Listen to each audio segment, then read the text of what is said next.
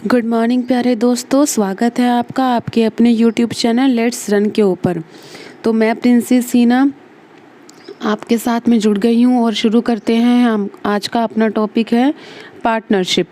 जो हमारा forms of business organisation चल रहा था उसी के ही आगे का थर्ड पार्ट है, थर्ड टाइप है पार्टनरशिप। इससे पहले हमने सोल प्रोप्राइटरशिप के बारे में पढ़ा था और उसके बाद हमने जॉइंट हिंदू फैमिली बिजनेस के बारे में पढ़ा था और आज हम थर्ड पार्ट पढ़ने वाले हैं फॉर्म्स ऑफ बिजनेस ऑर्गेनाइजेशन का, दैट इज़ पार्टनरशिप। तो शुरू करते हैं पार्टनरशिप क्या होता है। लेकिन शुरू करने से पहले जो भी इस चैनल पर नए हैं प्लीज़ इस चैनल को सब्सक्राइब करें और वीडियो को लाइक करना ना भूलिएगा। तो चलिए, पार्टनरशिप होती क्या है। Partnership is a relation between two person. दो पर्सन के बीच में पार्टनरशिप होती है तभी बिजनेस आगे कंटिन्यू हो पाता है। ये भी एक टाइप होता है जिसमें कम से कम दो पर्सन होने ज़रूरी होते हैं तभी इसमें पार्टनरशिप होती है। लेकिन देखिए, यहाँ पर बहुत सारी डेफिनेशंस दे रखी होती है। हर एक डेफिनेशन का बेसिक यही है कि रिलेशन बिटवीन टू पर्सन, दो पर्सन तो होने ही चाहिए। रिलेशंस होता है पर्सन के बीच में या दो से ज़्यादा पर्सन के बीच में रिलेशन होता है। इसमें एक लिमिट भी होती है, वो भी हम आगे पढ़ेंगे। लेकिन यहाँ पर कुछ डेफिनेशंस दे रखी है, आप उस डेफिनेशंस को ध्यान से पढ़िएगा। फॉर एग्जाम्पल LH हनी के अकॉर्डिंग दे रखी है, ठीक है। इस तरीके से बहुत सारे डेफिनेशंस हैं, आप इसको एक बार लुक जरूर करना, ठीक है, ताकि आपको इसके बारे में पता लगे, ठीक है। बेसिक ही रहने वाला है कि जो हमारा पार्टनरशिप है दो पर्सन के बीच में होती है या दो से ज़्यादा के बीच में हो सकती है, ठीक है। चलिए आगे पढ़ते हैं पार्टनरशिप के बारे में। फीचर्स ऑफ पार्टनरशिप, इसके फीचर्स क्या रहने वाले हैं। सबसे पहले बात कर लेते हैं फॉर्मेशन की। इसका फॉर्मेशन कैसे होता है। एक एक्ट होता है partnership act 1932। Business must be lawful and run with a motive of profit. एक प्रॉफिट के लिए ही इस बिज़नेस को किया जाता है। हाँ, हर एक बिज़नेस प्रॉफिट, हर कोई चाहता है कि मुझे प्रॉफिट हो, प्रॉफिट के लिए बिज़नेस को किया जाता है। तो same as it is partnership का फॉर्मेशन भी एक पार्टनरशिप एक्ट के अकॉर्डिंग हुआ 1932 और एक प्रॉफिट हमारा इसमें मोटिव रहता है, ठीक है। आगे बात करते हैं लाइबिलिटी की। लाइबिलिटी क्या रहती है पार्टनरशिप में, जैसे हमने सोल प्रोप्राइटरशिप में पढ़ा थी लाइबिलिटी क्या रहती है, और जॉइंट हिंदू फैमिली बिजनेस में भी पढ़ा था। सोल प्रोप्राइटरशिप में आपने याद होगा आपको, सोल प्रोप्राइटरशिप में लाइबिलिटी क्या रहती थी, उसमें इंडिविजुअल की खुद की लाइबिलिटी रहती थी। और जो जॉइंट हिंदू फैमिली बिजनेस होते थे उसमें जो कर्ता की लाइबिलिटी रहती थी वो क्या रहती थी, अनलिमिटेड रहती थी, और बाकी जितने भी मेंबर्स होते थे उन सब की लाइबिलिटी लिमिटेड रहती थी, ठीक है। तो इसी तरीके से जो पार्टनरशिप होती है इसमें लाइबिलिटी कैसे रहने वाली होती है। The partners of the firm have unlimited liability. जितने भी पार्टनर्स होते हैं उनकी एक अनलिमिटेड लाइबिलिटी होती है। तो उनको जो है इंडिविजुअली हर किसी की अनलिमिटेड जितने पर्सनल एसेट्स होते हैं जो उनको रीपे करना पड़ता है। अगर उनको कोई भी आगे डेट पे करने हैं तो उनकी पर्सनल एसेट तक भी बात बन जाती है, ठीक है। रिस्क बियरिंग, बिल्कुल रिस्क रहता है पार्टनर्स का। The partners bear the risk involve running business as a team. वो जितना भी रिस्क होता है वो मिलकर आपस में बियर करते हैं। The reward comes in the form of profit. जितना भी रिवॉर्ड प्रॉफिट होते हैं तो वो बियर करते, जो प्रॉफिट होते हैं वो उनको मिलता है और लॉस होता है वो उसको बियर करते हैं। पार्टनर्स में ही उस प्रॉफिट और लॉस को डिवाइड कर दिया जाता है, ठीक है। Decision making and control, decision generally taken with a mutual consent. जितने भी डिसीजन होते हैं पार्टनरशिप, जो भी हमारा ये बिजनेस है इसमें जितने भी डिसीजन लिए जाते हैं वो म्यूचुअल कंसेंट के द्वारा लिए जाते हैं, आपस में आपसी सहमति के द्वारा उनके सारे डिसीजन लिए जाते हैं, ठीक है। कॉन्टिन्यूटी बनी रहती है। सिंस डेथ, रिटायरमेंट, इंसॉल्वेंसी और insanity of any partner can bring an end of business. अगर कोई भी पर्सन है, जैसे दो पार्टनर्स है उसमें एक की डेथ हो जाती है तो पार्टनरशिप टूट गई, तो कंटिन्यूटी नहीं होगी। लेकिन अगर दो से ज़्यादा पार्टनर हैं, एक की डेथ हो जाती है तो बाकी के पार्टनर्स उसको आगे की ओर रन कर सकते हैं, कंटिन्यू आगे बिजनेस को लेकर जा सकते हैं, ठीक है। नंबर ऑफ पार्टनर्स, अभी मैंने पहले बात करी थी डेफिनेशन के टाइम पर कि कम से कम दो पर्सन का होना ज़रूरी है, लेकिन ज़्यादा से ज़्यादा भी एक लिमिट तय की गई है लॉ के अकॉर्डिंग। तो वो क्या तय की गई है, the minimum partners to start a firm is 2। कम से कम दो मेंबर होने जरूरी है अकॉर्डिंग टू सेक्शन 464। अगर हम 464 सेक्शन के अकॉर्डिंग बात करें तो कंपनीज एक्ट 2013 क्या कहता है, maximum partners in A firm can be 100 हो सकते हैं, लेकिन एज पर रूल ऑफ 10।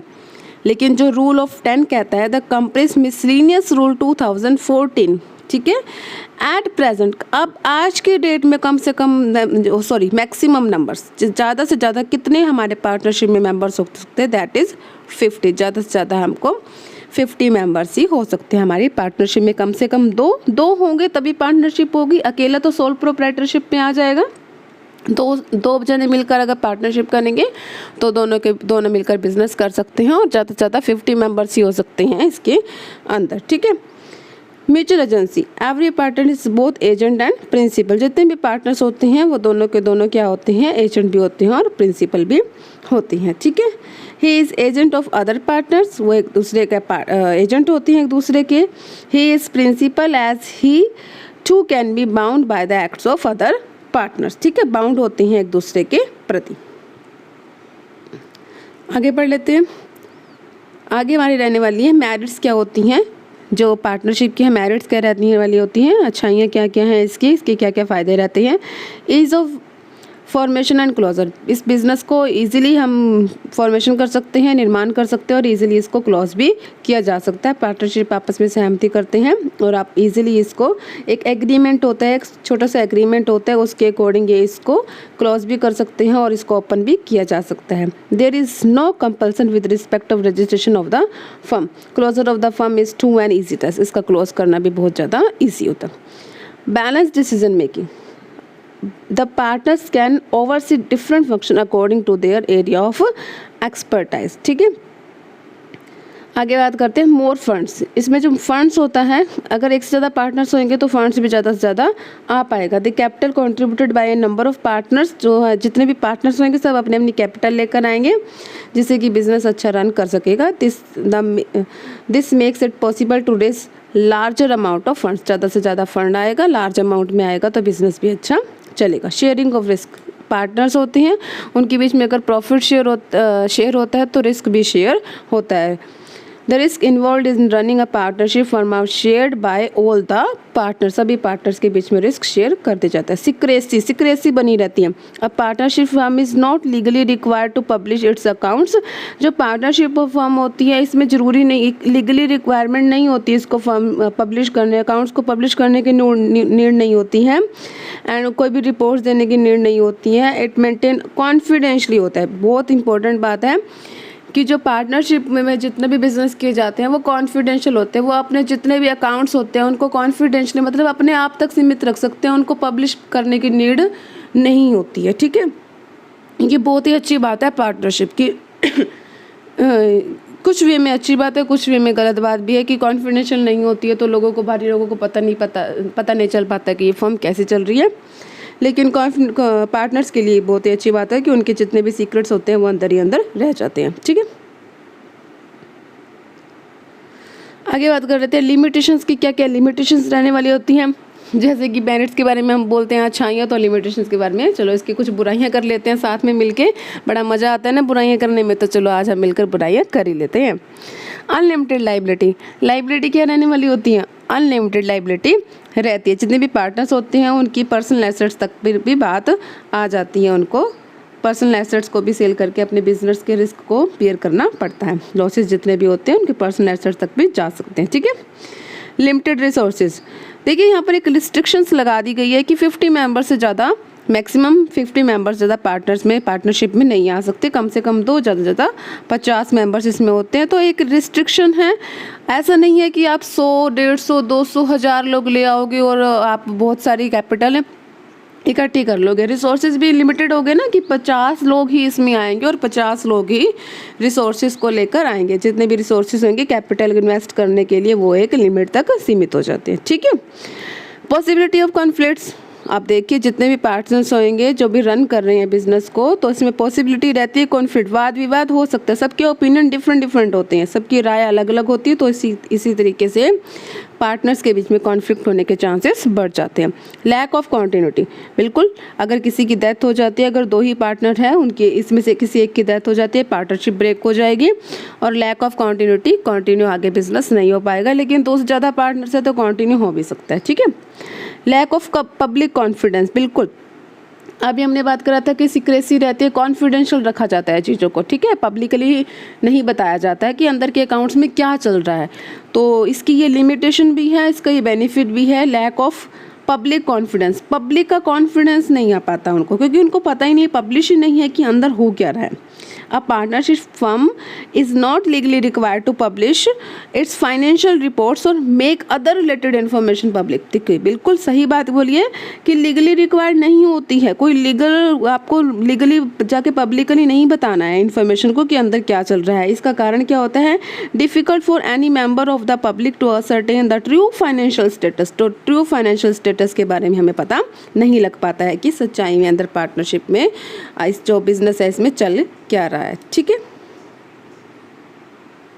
चलिए आगे दोनों के बारे में एक डिफरेंस जान लेते हैं कि हमने पढ़ा था पार्टनरशिप और जॉइंट हिंदू फैमिली बिजनेस के बीच में एक डिफरेंस क्या होता है, partnership versus joint Hindu family business. Regulating law देखिए बिल्कुल, a partnership is govern by provision of the Indian partnership act 1932। जो पार्टनरशिप होती है इसमें क्या रहता है, पार्टनरशिप एक्ट होता है 1932।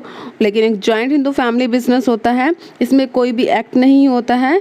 ठीक है, ये हिंदू लॉ के अकॉर्डिंग गवर्न की जाती है, प्रिंसिपल ऑफ हिंदू लॉ। ठीक है, मोड ऑफ क्रिएशन, जो पार्टनरशिप होती है arise out of a contract whereas joint Hindu family business arise by the operation of law. जो पार्टनरशिप होती है कैसे अराउज होती है, दोनों के बीच में एक कॉन्ट्रैक्ट होएगा, एक एग्रीमेंट होएगा, तभी पार्टनरशिप हमारी आगे बढ़ेगी। लेकिन जॉइंट हिंदू फैमिली बिजनेस में ऐसा कोई भी एग्रीमेंट नहीं होता है। ठीक है, जॉइंट हिंदू फैमिली बिजनेस में बाय बर्थ हो जाता है। ठीक है, admission of a new member, partnership firm में in a partnership no new partner is admitted without the consent of all the partners. बिना कि जितने भी पार्टनर हैं उन सब की सहमति के बिना कोई भी नया पार्टनर एंटर नहीं कर सकता। लेकिन जॉइंट हिंदू फैमिली बिजनेस में तो बाय बर्थ हो जाता है, बर्थ से ही वो उसका मेंबर बन जाता है बिजनेस का। नंबर ऑफ मेंबर्स, बिल्कुल जो पार्टनरशिप होती है इसमें एक लिमिट हो रखी है, कम से कम 2, ज़्यादा से ज़्यादा 50। लेकिन एक जॉइंट हिंदू फैमिली बिजनेस में इसकी कोई भी लिमिट नहीं है, बाय बर्थ हो जाता है तो वो सभी मेंबर्स उसके पार्टनर हो जाते हैं। ठीक है, लाइबिलिटी ऑफ मेंबर्स, जैसे ही हमने पहले ही पढ़ा था, जो पार्टनरशिप होती है इसमें एक लाइबिलिटी होती है, जितने भी पार्टनर्स हैं सबकी एक अनलिमिटेड लाइबिलिटी होती है, पर्सनल एसेट तक भी बात आ जाती है, जितने भी होती हैं अनलिमिटेड लाइबिलिटी होती है। लेकिन जॉइंट हिंदू फैमिली बिजनेस में जो कर्ता होता है उसकी लाइबिलिटी अनलिमिटेड रहती है, बाकी सबकी लिमिटेड रहती है। Dissolution, joint Hindu family business can be dissolved by the partition of the family, which is usually a voluntary act of members. Partnership can be dissolved voluntary, जो partnership होती है dissolved voluntary, compulsory और by order of court। ठीक है, जो joint Hindu family business होता है इसको डिसॉल्व करने के लिए जितने भी फैमिली मेंबर्स होते हैं which is usually voluntary act of members. लेकिन जो पार्टनरशिप होती है वॉलंटरी होती है, कंपल्सरी होती है। ठीक है, डिसॉल्व वो कंपल्सरी हो जाता है पार्टनरशिप की राय के साथ में। Right of members to demand accounts, partners have right to demand. जो पार्टनर्स होते हैं उनके पास, सबके पास एक राइट होता है कि वो अपने डिसीजन ले सकते हैं और उनका बीच में कॉन्फ्लिक्ट भी हो जाता है। ठीक है, लेकिन जो जॉइंट हिंदू फैमिली बिजनेस होता है इसमें क्या होता है, जो भी करता होता है वही हमारा करता धरता होता है, वही सारे डिसीजन लेते हैं, सारा कंट्रोल उसी के पास में होता है। Authority to manage, all partners take active part है। जितने भी हमारे जो पार्टनरशिप होती हैं उसमें जितने भी मेंबर्स होते हैं वो एक्टिव रहते हैं, सभी डिसीजन लेते हैं, सभी का योगदान रहता है। तो वो सभी के पास अथॉरिटी होती है, मैनेजमेंट की भी अथॉरिटी होती है। लेकिन HUF में सिर्फ करता ही करता धरता होता है, करता enjoy major rights, no member have right to borrow और act on behalf of other members and bind them. और कोई भी उसको बाइंड नहीं कर सकता, करता ही सब कुछ करता है। जॉइंट हिंदू फैमिली बिजनेस में जितना भी कंट्रोल होता है, अथॉरिटी, सब कुछ मैनेजमेंट सब कुछ करता के पास ही होता है। तो चलिए आज के लिए इतना ही, आगे का हम अगले आने वाली वीडियो में पढ़ेंगे। तो तब तक के लिए जितने भी हमारे साथ मेंबर्स जुड़े हुए हैं मेरी वीडियो को देखते हैं, प्लीज़ वीडियो को लाइक करिएगा और चैनल को सब्सक्राइब करना ना भूलिएगा, तो आपकी आगे के लिए अच्छी वीडियो आती रहे। Thank you so much. Sitaram सभी को।